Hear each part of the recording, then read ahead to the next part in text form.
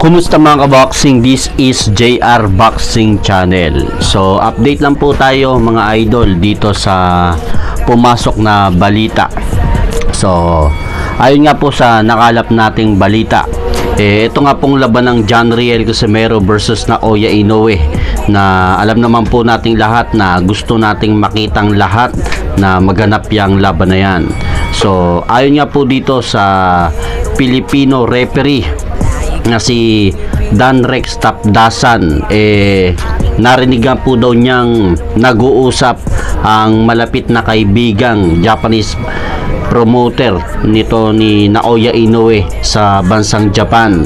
At dito nga po mga idol, ibinunyag nga po ni Dan Rex Tapdasan na pinag-usapan nga po daw nila nung dalawang kaibigan ng promoter ni Naoya Inoue na ayon na po daw ipalaban nitong promoter ni Naoya Inoue kontra dito sa ating kababayan na si John Riel Casimero, dahil ayon nga po dito sa referee na si Dan Rex Tapdasan, sinabi nga po ng promoter ni Naoya Inoue noong masaksihan nga po daw nito ang laban ng ating kababayan na si former 3 Division World Champion John Riel Cuadro Alas Casimero kontra dito sa Hapon na si former IBF Super Bantamweight World Champion Yukinori Oguni, na ginanap noong nakaraang taon October 12 sa may Ariake Arena, kung saan mga idol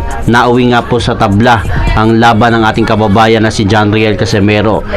Doon nga po daw sa pinakitang performance ng ating kababayan na si Casimero, nawala na nga po ng ganang ipalaban ng promoter ni Naoya Inoue ang kanyang bata sa ating kababayan na si John Riel Casimero.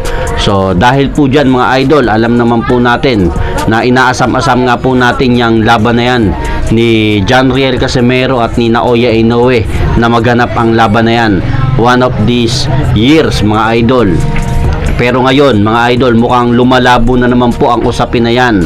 At kung matatandaan nga po natin mga idol, sinabi na nga rin po yan mismo ng ama, trainer ni Naoya Inoue, na ayaw na po daw nilang labanan itong si John Riel Casimero dahil sa ipinakitang poor performance po nito noong nakaraang taon October 12 sa may Ariake Arena, kung saan nauwi nga po sa tabla ang ating kababayan. So dahil po dyan mga idol, alam ko naman po na bad news nga po yan para sa mga solid supporter ni Cuadro Alas John Riel Casimero, yang nakalap po nating balita na yan. Ayon po yan mismo kay referee Dan Rex Tapdasan. So hanggang dito na lang po muna mga idol ang aking update sa mga kaganapan sa mundo ng boxing. At syempre, huwag nyo rin pong kalimutan, pakisuportahan nyo naman po yung ating munting channel. Maraming salamat po.